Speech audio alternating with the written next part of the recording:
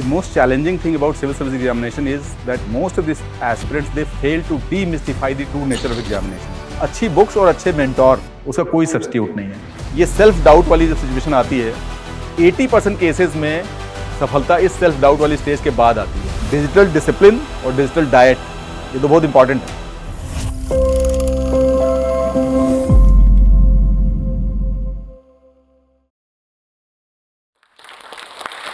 नमस्कार फ्रेंड्स, मेरा नाम अनमोल है। मैं एक सिविल सर्विसेज की कोचिंग रन कर रहा हूँ। अभी आईएएस और पीसीएस के एस्पिरेंट्स को मेंटोर करता हूँ। I have been schooled from Birla Vidya Mandir Nainital on government of India. तो I graduated from IIT Roorkee in civil engineering discipline. मैंने वहाँ से बीटेक किया। उस बीटेक करने के बाद मेरा शुरू से ही सपना था सिविल सर्विसेज में जाने का। तो मैंने सिविल सर्विसेज की तैयारी की। सिविल सर्विसेज में शुरू के अटेम्प्ट्स मैंने सिविल इंजीनियरिंग और हिस्ट्री, हमारे टाइम में 2 ऑप्शनल हुआ करते थे। तो सिविल इंजीनियरिंग और हिस्ट्री के साथ मैंने 3 मेंस लिखे। Ultimately I withdrew civil engineering and took anthropology. मैंने महसूस किया है कि सबसे बड़ा जो प्रॉब्लम है शुरू में गाइडेंस के तौर पर कि बच्चों को ये बताना कि एग्जैक्टली कैसे हमको तैयारी को उसका प्रोग्रेशन कैसा होना चाहिए, कैसे आगे बढ़ना चाहिए। तो जो मैंने महसूस किया कि सिविल सर्विस तैयारी बड़ी आसान सी तैयारी है। मतलब इनफैक्ट ये एक तरह से एक ठीक ठाक पढ़े लिखे इंसान बनने की तैयारी है। पढ़े लिखे इंसान की अगर हम बात करें तो इसका मतलब है यू हैव टू होन और improve your observational skills, analytical skills and expressive skills about the surrounding environment. Unfortunately जो हमारा फॉर्मल एजुकेशन सिस्टम है स्कूल कॉलेज लेवल पे, वो हमको बहुत ज़्यादा थ्योरेटिकल नॉलेज देता है। सिविल सर्विसेज में कहीं ना कहीं थ्योरेटिकल नॉलेज और एम्पिरिकल नॉलेज और एक्सपीरियंशियल नॉलेज उसका एक तरह से उसको डवटेल करना है, उसको मिलाना है, उसका सिंथेसिस करना है। तो तैयारी के दौरान सबसे इम्पॉर्टेंट चीज़ है कि कैसे हम अपने आसपास वाले एनवायरनमेंट को ऑब्जर्व करें, एनालाइज करें और एक्सप्रेस करना सीखें। अपने एनवायरनमेंट के साथ इंटीग्रेट होना सीखें। पढ़े लिखे इंसान जब हम बोलते हैं तो पढ़े लिखे इंसान का मतलब है कि कहीं ना कहीं उसके कुछ बेसिक ट्रेट्स या कैरेक्टरिस्टिक्स अगर हम कहें पढ़े लिखे इंसान एक सिग्निफिकेंट लेवल वाले पढ़े लिखे इंसान के साथ, तो वो है कुछ जैसे कहें हम कि सेल्फ क्रिटिकल अवेयरनेस, आत्म आलोचना की जागरूकता। सेल्फ क्रिटिकल अवेयरनेस बहुत इंपॉर्टेंट चीज़ है। इंडिपेंडेंस ऑफ थॉट, स्वतंत्र विचारण की क्षमता, मतलब वो भेड़ चाल टाइप भीड़ का हिस्सा ना हो, वो एक इंडिपेंडेंस ऑफ थॉट रखता हो। डेमोक्रेटिक टेम्परामेंट काफ़ी इंपॉर्टेंट चीज़ है। रैशनल आउटलुक, साइंटिफिक टेम्पर, एक ऑप्टिमिस्टिक वे ऑफ लाइफ या ऑप्टिमिस्टिक माइंडसेट। तो मुझे लगता है पढ़े लिखे इंसान अगर आप सही ढंग से बनने की तरफ आगे बढ़ रहे हैं तो शायद ये जो कॉम्पिटिटिव एग्जाम्स हैं इंक्लूडिंग सिविल सर्विस एग्जामिनेशन वो बहुत मुश्किल नहीं है। You have to compete with the candidates who are actually at the outset they were planning to enter into civil services. जो आईएएस पीएस तैयारी करना जिन्होंने शुरू किया था, आपका मुकाबला देर सवेर उन्हीं से होना है।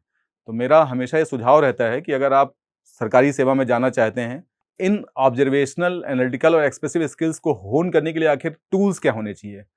उन टूल्स में से कुछ स्टैटिक टूल्स होते हैं जिसमें एनसीईआरटी बुक्स के बारे में हम सब जानते हैं। 6 से लेकर के 12 तक की एनसीईआरटी बुक्स बड़ी मतलब एक तरह से इंडिस्पेंसिबल है सिविल सर्विस तैयारी के लिए या बाकी कॉम्पिटिटिव एग्जाम्स की तैयारी के लिए।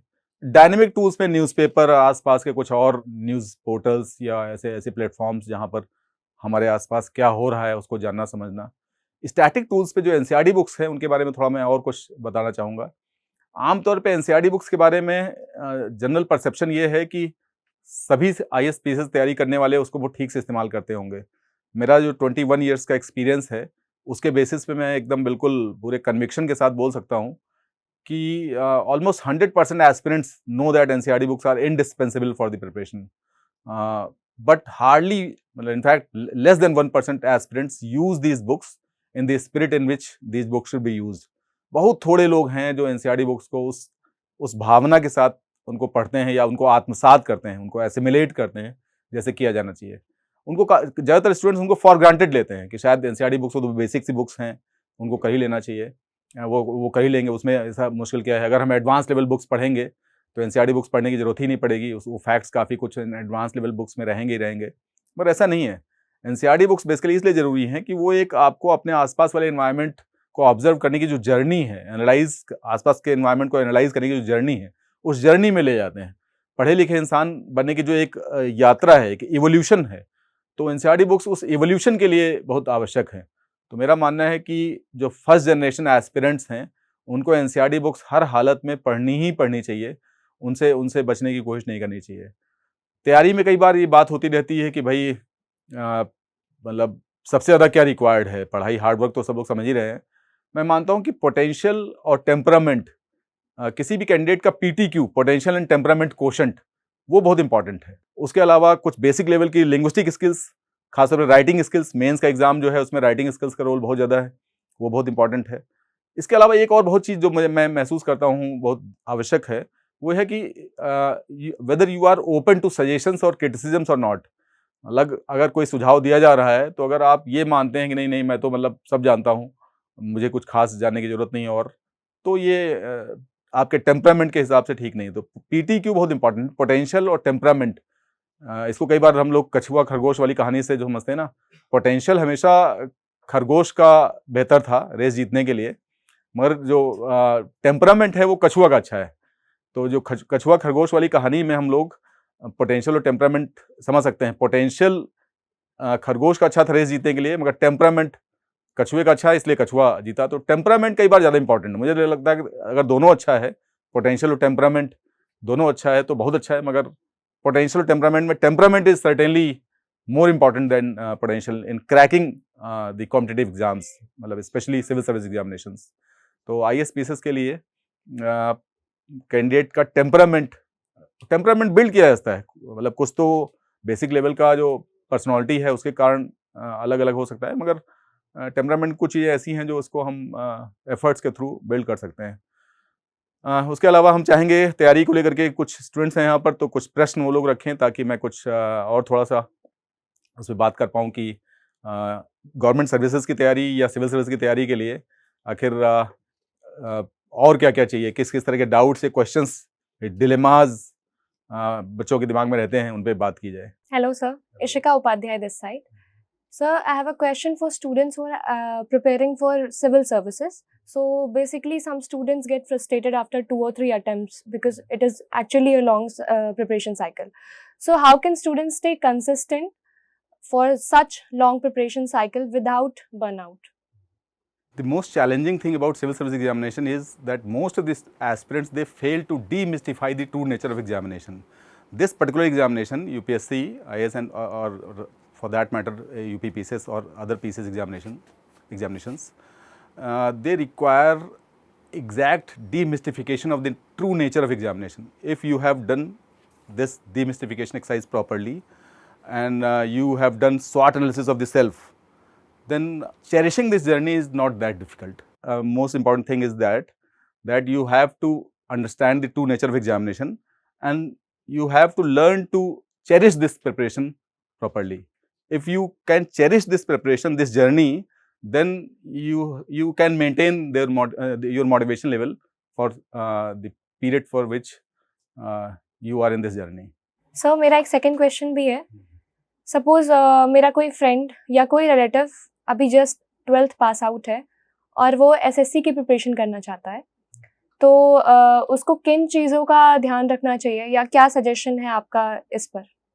एसएससी के लिए भी मुझे लगता है कि जो जिस तरह का नेचर एग्जामिनेशन का है, उसमें जीएस का रोल ठीक ठाक है, रीजनिंग और मैथ्स और इंग्लिश। लगता है स्कूल लेवल पे ही अगर हम इन सबको ठीक से ध्यान दें। जीएस के लिए मेरा मानना है, जैसे एसएससी पेपर बना रहा है आजकल, थोड़ा डिफ़िकल्टी लेवल इम्प्रूव कर लिया है उसने, तो एनसीईआरटी बुक्स उसके लिए भी बहुत इंपॉर्टेंट है।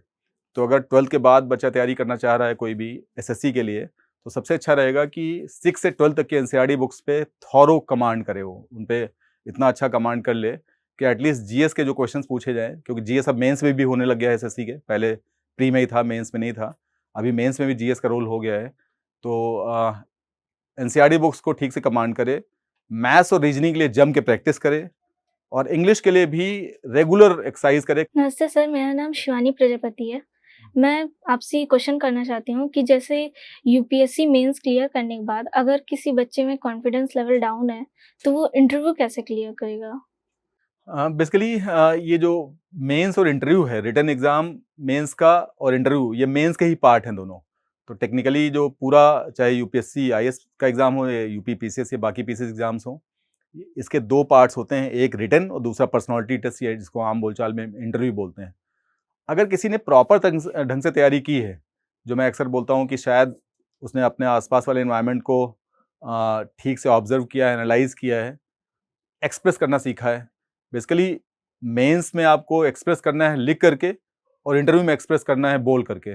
तो दोनों एक ही तरह से एग्ज़ामिनेशन का बस तरीका अलग है। एक जगह पे आपको लिखना है, दूसरी जगह आपको बोलना है। अगर आपकी समझ अच्छी बन चुकी है तैयारी के दौरान, तो इंटरव्यू बिल्कुल मुश्किल चीज़ नहीं है। कई बार थोड़ा-सा नर्वसनेस होती है या फिर कई बार 4-5 लोग बैठे हैं सामने तो उनके सामने थोड़ा झिझक महसूस होती है। अगर आप में कॉन्फिडेंस, आपके पास जानकारी ठीक है और आप इंटरव्यू की वास्तविक प्रकृति को समझ रहे हैं। इंटरव्यू में गड़बड़ ये होता है कई बार, most of times candidates try to show what they are not. अगर हम वहाँ इंप्रेशन मैनेजमेंट करने की कोशिश करेंगे तो मुश्किल है। अगर हम जो हैं वही रख दें सामने, वो 4 लोग 5 लोग जो बैठे हैं वो ठीक-ठाक अनुभवी लोग हैं, वो आपकी पर्सनैलिटी के जो अलग-अलग डीपर एस्पेक्ट्स हैं उसको प्रॉपर तरह से एनालाइज़ कर लेते हैं। My name is Arpita Dubey and I am mass com student. Sir मेरा क्वेश्चन है कि अगर कोई बिगनर होता है वो अपनी प्रिपरेशन स्टार्ट करना चाहे तो उसका जो फर्स्ट 30-60 डेज़ का स्टार्टिंग होती है उसमें उसकी स्ट्रेटजी क्या होती है? सबसे इम्पोर्टेंट है जब कोई भी एस्पिरेंट तैयारी के बारे में सोच रहा हो, आईएएस या पीसीएस या और किसी कॉम्पिटिटिव एग्जाम के बारे में, तो उसको अपने पोटेंशियल का और टेम्परामेंट का मतलब है कि एग्जाम के जो अलग-अलग एस्पेक्ट्स हैं, उनको समझना, अपना स्वॉट एनालिसिस करना, एग्जैक्टली जो लोग सफल हुए हैं उनके अनुभवों से कुछ सीखना, ये सब बहुत करना जरूरी है। जो तो प्राइमरी लेवल पे जो ग्राउंड लेइंग एक्सरसाइज है, जो खेत जोतने वाला काम है, उसको इसी तरह से करना चाहिए कि भाई एग्ज़ाम क्लियर करने के लिए क्या-क्या, कैसे-कैसे करना होगा वो किया जाए। उसके बाद पुराने साल के पेपर्स देखे जाएँ ठीक से। कुछ हद तक जो लोग सेलेक्ट हो गए हों उनसे अगर व्यक्तिगत तौर पे बात हो पाए कभी तो वो बात करने की कोशिश की जाए और मानसिक तौर पे अपने आप को उसके लिए तैयार किया जाए, इस तैयारी के लिए। इंटरेस्ट बिल्ड किया जाए, कैसे हम तैयारी में इंटरेस्ट बिल्ड करें। कई बार गलती ये होती है कि हम सीधे-सीधे कोई स्टैंडर्ड स्टडी मटेरियल उठा लेते हैं। किसी के नोट्स जो सेलेक्ट हुआ है उसके उठा लिए या किसी कोचिंग का मटेरियल पकड़ लिया हमने। वो सब ठीक तरीका नहीं है। ठीक तरीका है जो बेसिक्स हैं, जैसे एनसीईआरटी बुक्स हैं। एनसीईआरटी बुक्स काफ़ी कुछ आपको एकदम, जैसे 6th लेवल से एनसीईआरटी बुक्स आप देखें तो 6ठे लेवल के बच्चे के लिए जो लिखा गया है, उससे आप इवॉल्व करना शुरू करें, वहाँ से पहुँचें और फिर धीरे-धीरे करके ऊपर बढ़ें। तो अपने आसपास वाले एनवायरनमेंट को थोड़ा ज़्यादा अच्छी तरह से जानें समझें, उसमें इंटरेस्ट बिल्ड करने की कोशिश करें। और फैक्ट्स के मामले में भी कई बार ऐसा नहीं होता है कि आप सीधे-सीधे जितने फैक्ट्स रिक्वायर्ड हैं वो पहली बार में, दूसरी बार में कर डालेंगे। किसी विषय का जो बेसिक स्केलेटन है, फ्रेमवर्क है, वो फ्रेमवर्क बनाने की तरफ जाएँ। जैसे मान लीजिए हिस्ट्री पढ़नी है आपको, तो एंशिएंट हिस्ट्री में आखिर क्या-क्या अलग-अलग टाइम, पूरी टाइमलाइन जो है उसकी, एंशिएंट की, मेडिवल की, मॉडर्न की, उस टाइमलाइन को देखें कि हाँ, वैदिक पीरियड कहाँ से कहाँ तक है, ये मौर्य पीरियड कहाँ से कहाँ है, पोस्ट मौर्य पीरियड में आखिर कौन-कौन सी डायनेस्टीज़, कौन-कौन से किंगडम्स थे, उसका सोशियो कल्चरल हिस्ट्री क्या था। तो मोटे तौर पर टाइमलाइन जब आप समझते हैं या किसी विषय का फ्रेमवर्क बना लेते हैं, तो फिर उसके बाद ये फैक्ट्स कलेक्ट करने वाला, इंफॉर्मेशन बटोरने वाला काम वो किया जाना चाहिए। गड़बड़ तब होता है, प्रॉब्लम तब होती है जब शुरू से ही हम फैक्ट्स और इंफॉर्मेशन को इकट्ठा करने वाला काम करते हैं। तो तैयारी के लिए ज़रूरी है कि इंटरेस्ट बिल्डिंग एक्सरसाइज जो है उसको शुरू में रखा जाए। इंटरेस्ट बिल्ड करने के बाद फिर आप मटेरियल, सब्जेक्ट मैटर, उसको फैक्ट्स, इंफॉर्मेशन उसको इकट्ठा करने की कोशिश करें। फिर उसका एसिमिलेशन, उसको आत्मसात कैसे किया जाए। फिर उसका अप्रेजल वाला काम कि भाई अब हमने जितना एब्जॉर्ब कर लिया, एसिमिलेट कर लिया, उसका मूल्यांकन किया जाए प्रॉपर तरह से। तो अप्रेजल वाला काम, अपनी प्रोग्रेस को देखने वाला काम, इस तरह से आगे बढ़ना चाहिए। शुरू से ही सीधे-सीधे पेपर उठा करके करने लग जाएँ, पुराने जो आए हुए हैं, ये करना ठीक नहीं है। तो मुझे लगता है शुरू के 2-3 महीने जो होते हैं, वो ज़्यादातर इंटरेस्ट बिल्डिंग पे और एग्ज़ाम के जो अलग-अलग एस्पेक्ट्स हैं, अलग-अलग नुएंसेस हैं, जो निटी-ग्रिटी है, उसको जानने समझने में, उसके बारे में अपनी समझ विकसित करने में, उसमें लगाना चाहिए। सर माय नेम इज़ दिया पांडे और मैं बीएससी मास कम्युनिकेशन कर रही हूँ। तो मेरा सवाल आपसे ये है, जैसे यूपीएससी हो गई, पीसीएस हो गया, तो इसमें स्टार्टिंग में कैसे मतलब प्रिपरेशन करनी चाहिए एक तरह से? मोटे तौर पर आज की तारीख में ज़्यादातर स्टेट कमीशंस के जो एग्ज़ाम्स हैं वो यूपीएससी पैटर्न को ही फॉलो करते हैं। उनका थोड़ा थोड़ा नेचर अलग होता है। तो जैसे यूपी पीसीएस की बात की जाए या बिहार पीसीएस की बात की जाए, यूपी या बिहार पीसीएस वाले उनका लेवल हर हालत में यूपीएससी जैसा नहीं होता है पेपर्स का, मगर नेचर ऑफ एग्जामिनेशन लगभग लगभग सेम है। सब जीएस सेंट्रिक एग्जाम्स हैं जिसमें आपको प्री लेवल पे ओएमआर शीट भरनी है, मेंस लेवल पे लिखना है आंसर्स। लिखने में राइटिंग स्किल्स का रोल है।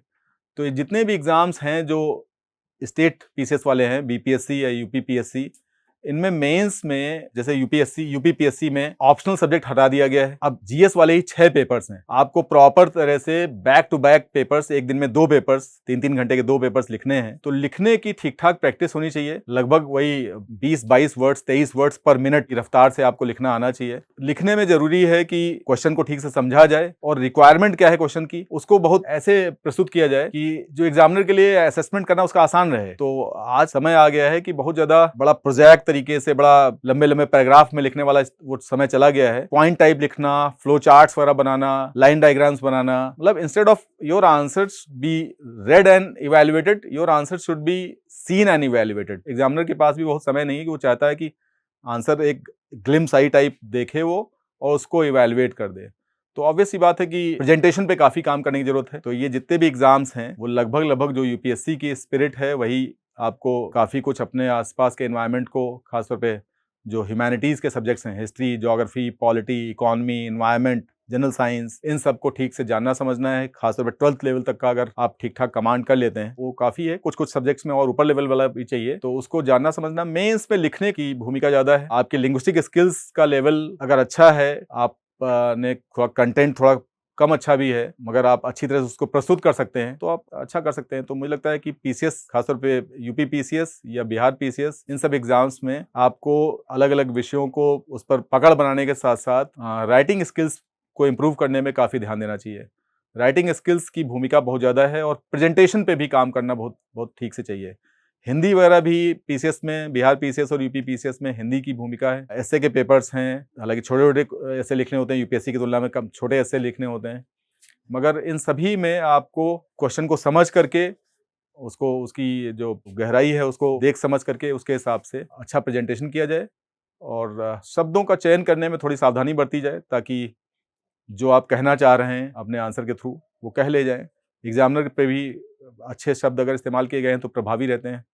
लिंग्विस्टिक स्किल्स जब मैं बोलता हूँ, लिंग्विस्टिक स्किल्स का मतलब है कि एग्जैक्टनेस ऑफ एक्सप्रेशन और सेंटेंस फॉर्मेशन, तो वाक्य विन्यास भी दुरुस्त हो और जो शब्द, जो वाक्यांश जहाँ पे प्रयुक्त होता है, जहाँ के लिए अप्रोप्रिएट है, वो शब्द ही इस्तेमाल किया जाए। जो स्टॉक्स को बहुत बहुत धन्यवाद देना चाहूँगा। जो स्टॉक्स ने ये मौका दिया कि मैं अपने इन 21 साल के अनुभवों के बेस पर स्टूडेंट्स के प्रश्नों को और तैयारी के जो अलग अलग डायमेंशंस हैं, अलग अलग जो चैलेंजेस हैं, उसकी जो कॉम्प्लेक्सिटीज़ हैं, उस पर अपने विचार रख पाऊँ।